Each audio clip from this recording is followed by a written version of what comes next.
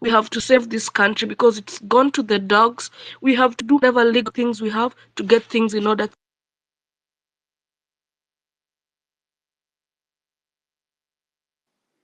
Thank you so much, Esperance. That's Esperance from Spacing from New York. I think we lost you there, but you were done, right? Okay. Hillary, can you hear me? Yeah, I can hear you, Maj. I think Esperance. we lost that. Yeah. Okay. Maura, over to you. Okay, thank you. I think you can hear me. Okay, thank you, Marge, and thank you for hosting the space. And I want to touch on something from Marge you have touched about investing in Kenya. You have talked about RAD cartels and everything, but I want me to look from another angle. You know, cash is a king in any business. And if you look at the finance bill, there right now in Kenya, we have close to 650 billion pending bills. These are goods and services that have been supplied to the county government and to the national government. And these things, these businesses are being supplied by small and medium enterprises that are the engine of any economy, whether in America, in Germany, in Kenya, or wherever it is. Now, if you look in that finance bill, there is no money that has been allocated to pay these spending bills. This about 650 billions. Now, there are a lot of us who are in abroad and we would like to come and invest in Kenya and solve some problems. I had talked about this some time ago about wanting to, because people are suffering, a lot of hospitals in Kenya are suffering for lack of oxygen. I decided to maybe to come home and open like 2 or 3 oxygen plants. And one is not, and these are not all that expensive to do. But now, you see that when you have such a kind of business, you supply to the government, to the county government, and the national government, your oxygen and everything. Now, when you have such a delay, uh, when you have such a delay when you are seeing that kind of money and you are not being paid, now you really wonder what is happening. So my question to Senator Okiya Mtata, if he's here, you should ask us, can they register a role whereby if you supply goods and services to the county of the national government, you'll be paid within 60 days. Failure to which, or there should be a law that every day what you are owned by the government, the county governments, increases with a percentage of 2%. That way, the government will have enough discipline to pay us. And the message to Ruto is he should just vacate the office. 2 years enough. He has done enough mess. Thank you much. Thank you so much, Maura. Joining from Switzerland. Switzerland is represented. I see Okiya Mtata has come back on. I'll give him the mic to answer the questions that have been presented until now. Okiya, over to you. Hillary wanted to say something before Okiya. Yeah, please as go. it comes in also, Kabando is with us, and some people are saying that they can come to the mic. Okay. Go ahead, Mheshimiwa. Over to you, Okiya Mtata.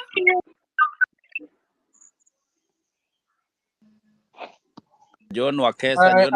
I will request that maybe the question will be repeated. There's some have another track. There are so many calls being made on my handset from numbers I don't know. So, but I think that first of all, to begin with the question of pending bills.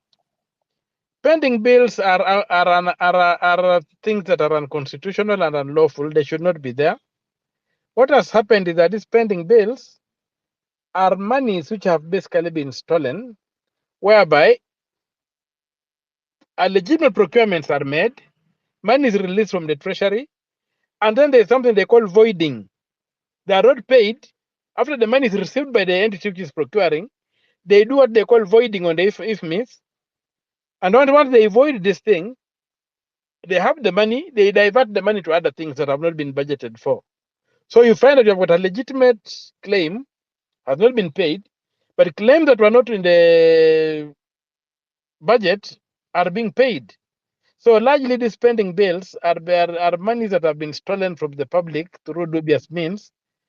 And we cannot repay them without necessarily going after those who are behind them. Because the law is very clear that you cannot procure without having money. And if you look at the audits that have been done, most of the pending bills are bills that were legitimately procured, but other things were allegedly paid for using the money that was released from the government coffers to pay those bills. So there's a huge area around that. And in fact, the matter is going to get worse because now there's a push by really from the accountants in Kenya saying that we should go from cash-based accounting to accrual-based accounting. Now, the problem with that is that it may work very well with companies and whatever. I don't know how they get their money in companies. But in the public sector, like the government of Kenya, we pass an appropriation, we pass the budget, summarized into an appropriation act, and each year has its own budget which has to be implemented. So how you come up with a mechanism to carry debts from 1 year and introduce them in the budget of the next year through accrual just because through an accounting system is what I don't understand. So we just need to go and be strict on our cash-based accounting and make sure that every year the budget is passed, is balanced, and nobody steps outside that budget. That way we shall be able to move forward. Otherwise, the question of pending bills, which came in largely with the introduction of the IFMI system, is a matter that should be arrested thereby through executive action, whereby procurement systems are abused. I did not get the other questions because I'm having too many interruptions on my phone, which is not unusual. I'm getting too many incoming calls. Yeah, because you joined, and sometimes I think I'll take this offline, so at least Maybe you at can least just tell next me time. ask me the questions that were asked, so I can then be able to answer them. Now that I've Yes. So gotten the the list. next question was, is there a way one can introduce a law that requires, for example, the national government to be paying their bills? When you have a tender with them, that it's specified that it's being paid within this amount of time. Failure to which it's going to accrue some interest. Do you think this is something that would be realistic and would even be pushed through?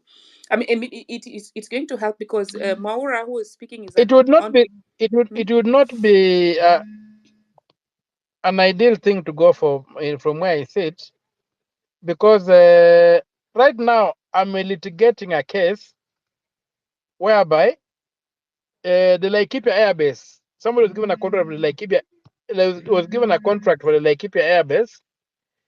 The interest alone has run into billion shillings. The interest that has been earned alone is about 3 times the principal amount. And what was happening, there was collusion between the people in government and the contractors, I think, to siphon off public money by not paying the debt, so that the interest that was awarded through an arbitration system could be paid. Since I intervened, they've paid almost they're almost through the principal before the case is heard, because I wanted people to be held responsible. But now, if you allow the interest to come into public funds, we are going to get a lot of such cases whereby supplies are done, and then unscrupulous public servants just say, okay, let us give this money here, the principal, and we continue earning the debt. We are continue earning the interest with whoever is doing, whoever supplied. So it would really be a very risky system for me. The law as it stands right now is adequate. The law requires that you cannot procure when you don't have the money to pay for it. And so where government fails to pay for it, there should be consequences to that. And if you have to make any law, then it should be that procuring it, anybody who procures and doesn't pay is liable personally. For that, I will agree with that. But to charge an interest on the taxpayer will be opening a very, very dangerous loophole in the law, whereby people will simply go into collude with the contractors, don't pay the principal, and the interest continues accumulating, and they keep on servicing the interest. That's what I would say. But the current law is adequate. Let us punish those who offend that law. Let us punish those who procure and don't pay, or procure without the money, having the money to pay for the procurement. That's what I would say. Thank you so much. Thank you so much. Okia Mtata. And that's why we always love having you on board, because you give a different perspective. Of course, the perspective you talk about, I really understand that this is the way it's going to be twisted to work, where they're just holding the money and getting further money from the on the interest. But the question remains to the president, if he's listening, because if I'm a diaspora and my money is gonna be put to stuck in Kenya, and Zambia is asking me to go and put it there, I'm gonna put it in Zambia, So they should also find a way of implementing the laws that are already in place, like you say, to make sure that diasporans have more confidence in investing in Kenya, because that is what they preach, but the situations is not really I helping fully us. agree with you that the rule of law is on its deathbed in Kenya. We have got beautiful laws, but nobody is implementing them. Nobody is obeying them. And that's why we need, when we talk of a change of leadership, it should be a change of attitude to the law. If we just implemented the laws that Kenya has, beginning with the constitution and any other laws that are aligned to it, this country can be turned into a developed country overnight. But as long as we ignore the law, we hurt so many people. Genuine people get hurt.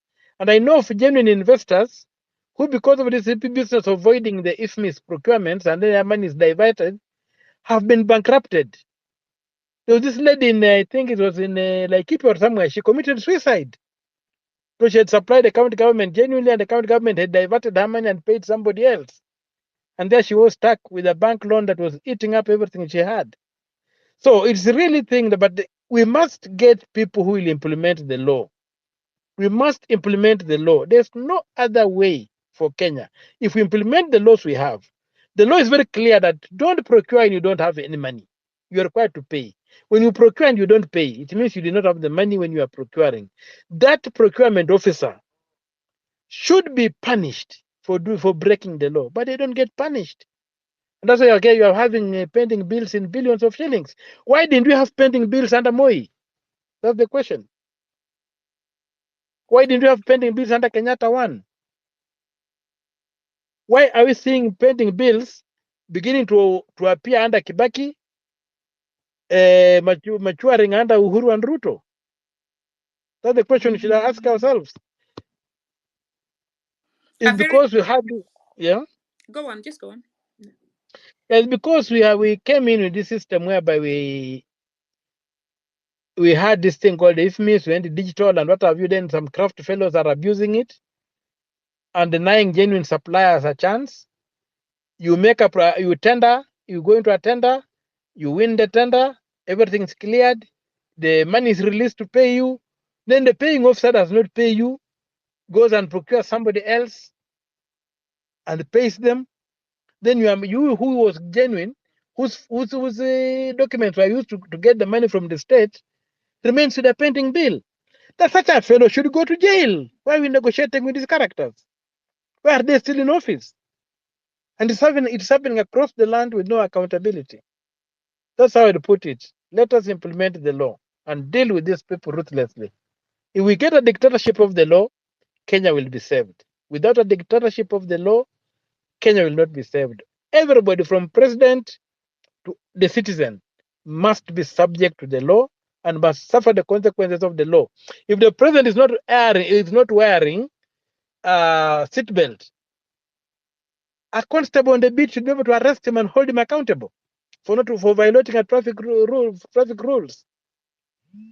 If we get to that point, this country will deliver on the promise it has for its people. And that's all.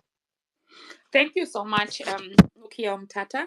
And I think the rule of law answers a lot of questions that were sent your way. Hannah also asked the question about, I think, in your back in your place or your region, and I think that just answers it, because her concern was, if you are fighting to get the things you need, what about the common mwananchi? But as you say, if the law is followed, then these common mwananchi, doesn't even need to go through that. And that also answers our questions with the fake titles that are all over, Yes.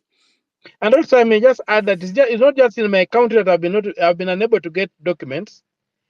Even in parliament, there is this thing that what you say whereby under the last years of Uhuru, they came up with a scheme to steal from the public, where they came up with this thing called the Kenya Development Corporation, and used an archaic law in our rules, a law which was meant to have expired with the colonial government, but was still in our books, which incorporated the Minister for Finance as a corporation, so that the British Crown could transfer assets that belong to the Republic of Kenya to the new state. That was done. Now, using that law, Ukuri Atani, who was the Minister for Finance, constituted himself into a corporation and decided to form a corporation called the Kenya Development Corporation, and using a gazette notice, transferred assets from all the other state agencies to this corporation. Similar to what Ruto was saying, that he has dissolved state corporation. How do you dissolve a state corporation which has got an act of parliament? So they did that and they brought these things in, but they forgot to do one thing, that to validate a gazette notice, legal notice, you need to take it to parliament within 7 days of the sitting of parliament. They didn't do that. So I've been trying to go to get parliament, to get the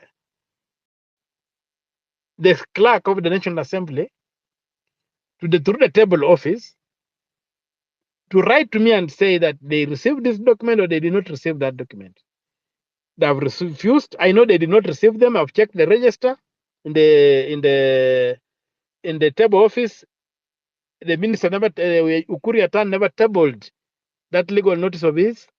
So it was a nullity, and therefore the Kenya Development Corporation has got no legal framework that it has it, but it has taken all the assets from the tourism industry, things like ICDC, tourism, Kenya Tourism Development Board, whatever. All the things have been taken out there. All the assets, some of it have been stripped and sold for a song to private investors. My attempts to arrest this are being frustrated because I just cannot get a letter from the clerk of the National Assembly confirming that the minister never tabled this document to get validation of parliament before it could take effect.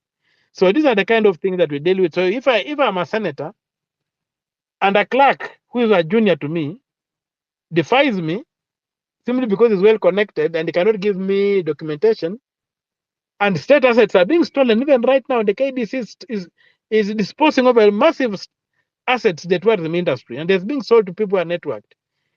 And then KDC itself is registered at the Attorney General's office by a private lawyer. The Attorney General is not involved. All the directors are private people. So how do private people register a company and transfer state assets to that company? State assets worth 500 billion shillings to that company just by a gazette notice, which is not even tabled in parliament to be validated. You know, that is the mess we have in Kenya. And you cannot get a letter just for you to be able to move the court to stop it. So there we are. Rule of law. The country is just in a total mess. I think I'm getting a bit angry, so that's enough. Thank you so much. Thank you so much. Yeah, and I'm glad today at least you were able to speak. They let you speak. It's not like at least I think we've shouted so much anytime they're taking you off, and so please do stay on for other questions. So as we proceed now, I have to undergo a medical procedure. yes. I have to undergo an X-ray and MRI. And my doctor, I see, is now standing outside here. Mm-hmm. So I need to get into the theater. Oh, if you'll allow me, I'll catch up later. You are a bad patient. Are you spacing before you get into the okay? We wish you all the best, and then Okay.